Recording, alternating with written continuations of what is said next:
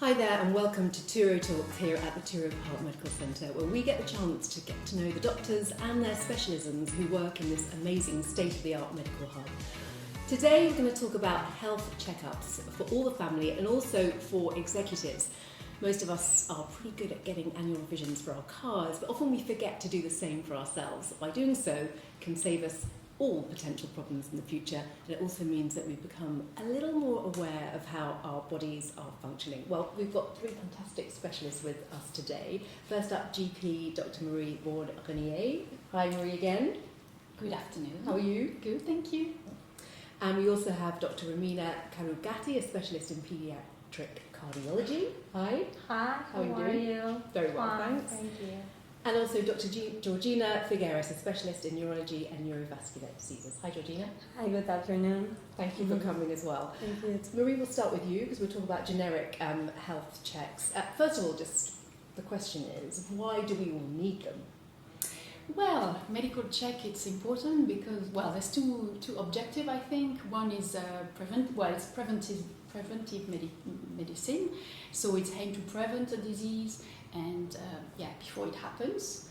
And secondly, it's early detection, so hopefully we can detect if there's a problem early. So we do an early diagnostic and then early treatment, which is hopefully much more efficient and with less side effects. Sure. I mean, a lot of us might be a little bit fearful about getting health checks because of the results. Like me, for example, I'd be one of those people. So how could you allay my fears with that? Well, yeah, I think there's two kinds of people. Some who really want to do checkup like every year to be sure, and they feel reassured, and other like you, who would fear them. But I think, again, taking things earlier then means better prognosis, better, easier treatment. So I think it worth it. And also, of course, prevention. So we can reduce your risk. Makes sense. All benefits. Okay, you say that with a smile, so I'm a little bit more relaxed about it. And let's talk a little bit now about what you actually test for. And you test men and women. And we're going to talk about children as well and neurological tests shortly. What do you test for in both, first of all? What are you looking at? So first we'll assess your risk factors with your medical history, with your familial history as well, because then we'll adapt, of course, depending on your history, your familial history. We'll also we'll do a full medical examination, of course. What does that involve? So medical examination, listening to your heart, your chest, your eyes, ears, your full body check, basically. Right. And then you'll have a laboratory test, blood test and urine test. So that's the main, what will happen for everybody. Then you could have an ECG as well, which is a registering of your heart, electric activity. And I think that's about it really for the general one. Yeah. And what exactly are the red flags then with these tests? What sort of things are you looking for? So again, it will be we will do it really like we will personalize it. So depending on your history, on your treatment already taken, or your familial history, and then we'll try to orientate it. And depending on what we found, but we can find a very early stage of disease, or like diabetes, cardiovascular risk or disease, cancer, of course. And again, if it's picked up earlier, then better prognosis and less treatment. Sure, because you mentioned family history a few times now, so what specifics there are you looking for? So we're looking for cardiovascular risk as well, so if there's lots of persons in your family who had heart problems or neurological problems, Georgina will talk about it later, or cancer, of course, not all cancer, but some cancer will be genetic, or at least it will give you a risk, increased risk if it runs in the family. So we will orientate our examination, of course, but also the test we're doing. Yeah, and you do men and women. Let's start with women. Yeah. What specific tests do you do for women? So it depends also if you are younger than 40 or older. But basically for women we will add on, of course, a breast examination. So depending on your age, it will be just clinical examination, or we will also teach you how to self-examine. Right. And then we'll do also a cervical smear to look for HPV or any changes as well. HPV, human papillomavirus, it's a virus will put you at risk of developing cervical cancer. And then if you're over 40, we will do probably a mammogram, so it's an X-ray of your breast. We will do a colon cancer screening, so it's just a stool sample to look out for blood, and also a hormonal profile, which is in the blood. Right, so it's very comprehensive, isn't it? And what are the advantages of having all these tests together? Because I guess some people watching or listening might think, well, I can get these tests anyway locally, but what would you say the advantage of having it all in one go? Well, I think, as you said, it's all in one go, so you do everything once. It's, you have all the results and you don't put it off like, oh, I'll do that later and forget about it, or And it saves time as well. Exactly, because it's only 2 hours or between 2 and 3 hours, depending what you do. And what about the men? Men, just including the men that I know, are notoriously reticent at coming to see the doctor. What tests would you do for men specifically, and what sort of diseases are we looking at preventing? So apart from, as mentioned, like the general check, we will also do, if you're over 40, we will do a screening for prostate cancer, which is mostly blood test.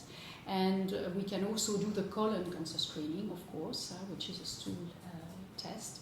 And if you're over 40, we can do hormonal screening as well. Yeah, I mean, you talked about this is a preventative measure, but if red flags and some of the results are questionable do turn up, presumably there's lots of ways of trying to reverse. Of course, now we know, like for diabetes, for instance, we know that we can really prevent it, or even go back to like a normal stage, early stage of diabetes. Right, with diabetes. Yeah, we can definitely change with the way we are.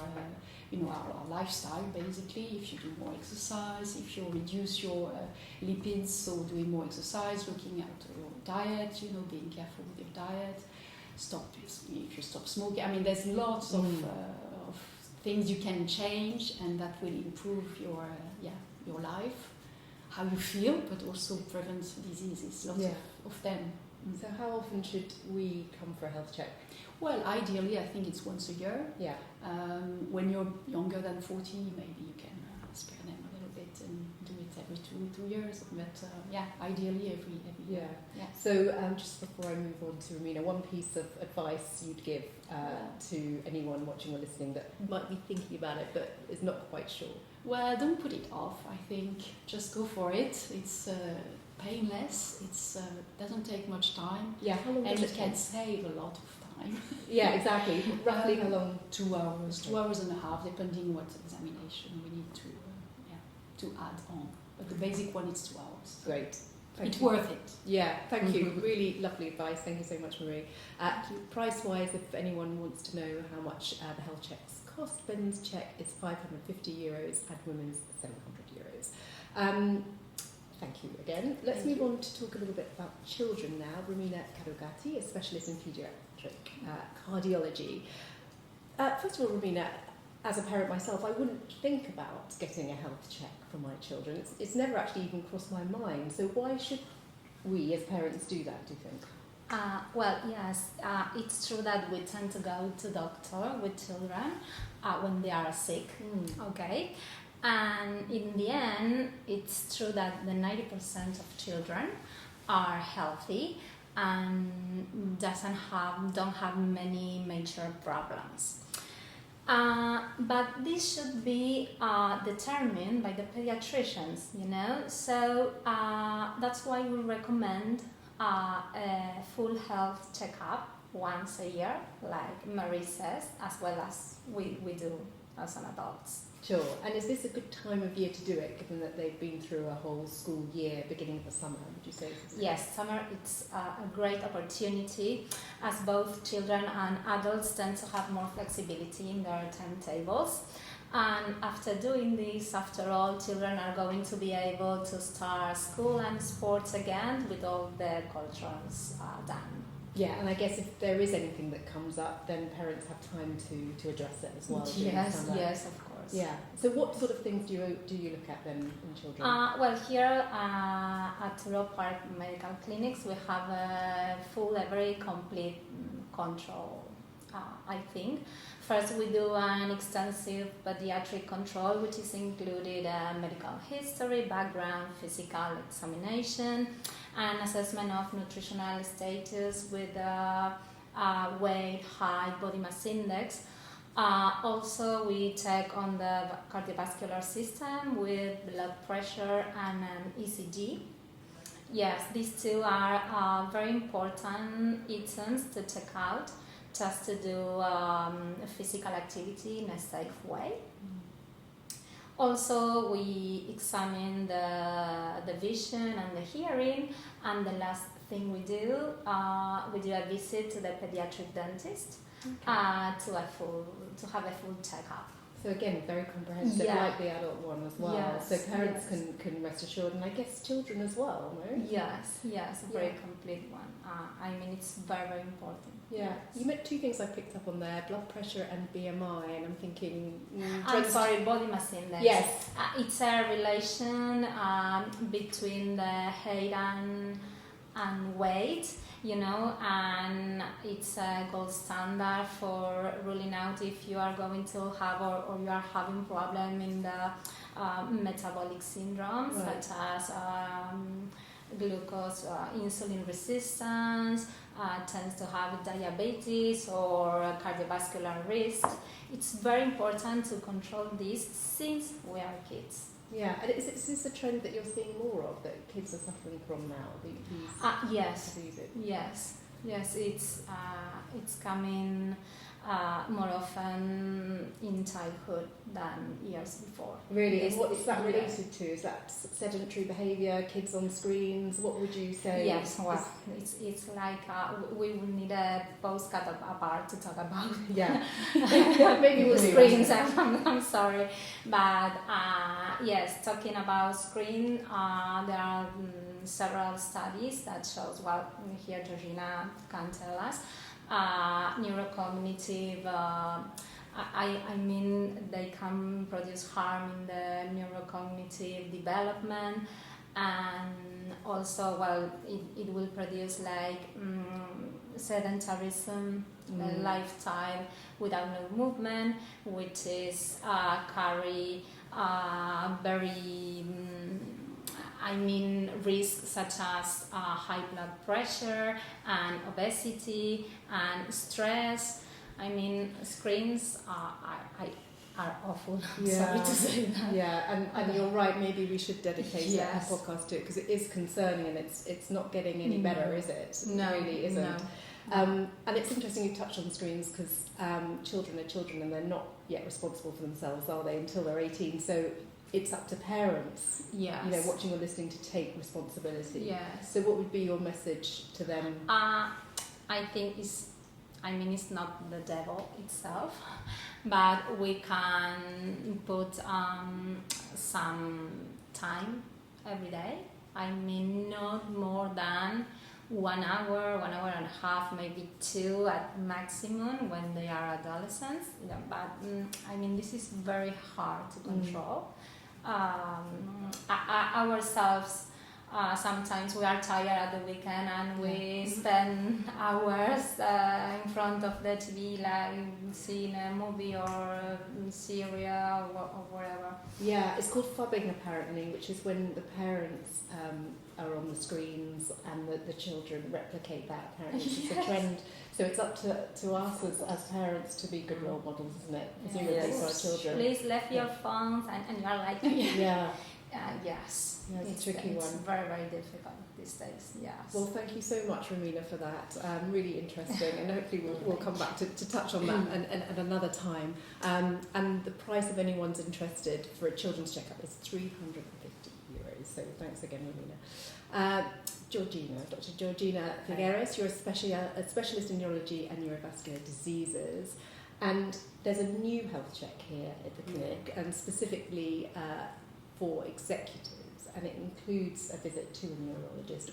Why is that? What are you looking for specifically? Because one of the cardiovascular disease is stroke, and we are trying to prevent on those people that we may think that they have risk factors, and try to prevent these people to have a stroke or a neurovascular disease. Right, and who are these people then? These people are people who has risk factors, and they are like a little bit correlated to stress. Right. So people who work a lot of time, doesn't have time to practice any sport or check their health, so they are perfect To come visit to come visit. But you've touched on something there. They have no time to check anything. Yeah. Will they have time to come and see you? I mean, that's I'm key, isn't it? I'm gonna be very quick.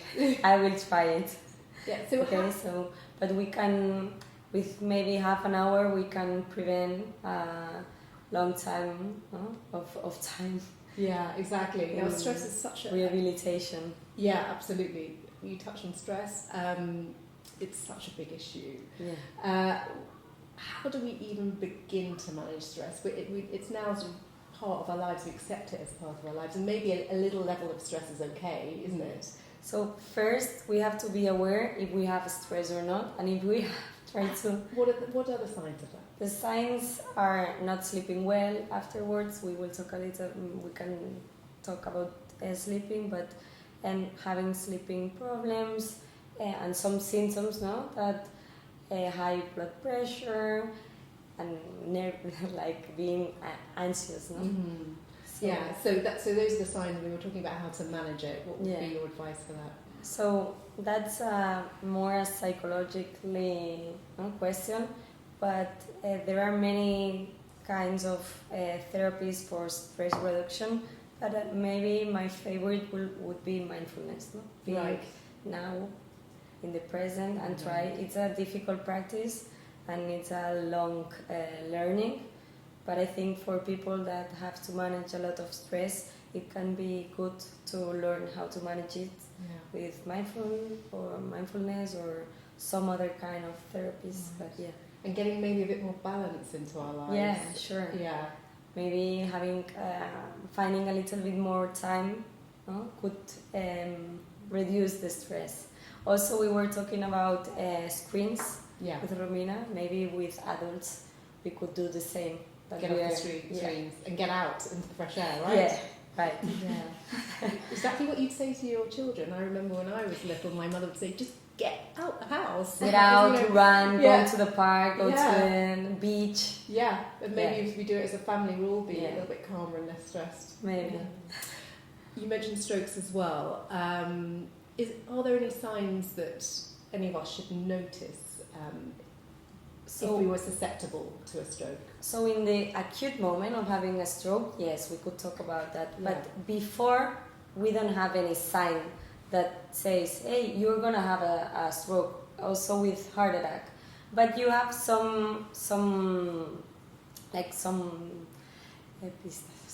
Some signs, thank you. Yes. Some signs that can tell you that these kind of people can have a stroke or a heart attack, as the cardiovascular risk that we were talking about, tobacco, smoking, being sedentary and having obesity, or having cholesterol, having high blood sugar or diabetes, drinking alcohol. Yeah. So these cardiovascular risk factors, as you have more risk of having a cardiovascular disease, a stroke or a heart attack. Right. Are there some profiles more susceptible to strokes than others? I mean, is it more prevalent in men or women? Or? So, women, we have usually more risk, but I think women we do more checkups. Right. So it's more preventative for women. We are more preventive. So, there's a very descriptive men who work a lot and don't do checkups and don't know their blood pressure, their cholesterol or sugar, blood. So I recommend them to take 2 hours once a year and to make a checkup that can prevent a lot of rehabilitation or mortality. No? Yeah, absolutely. You touched on sleep disorders, which is resultant presumably from increased stress.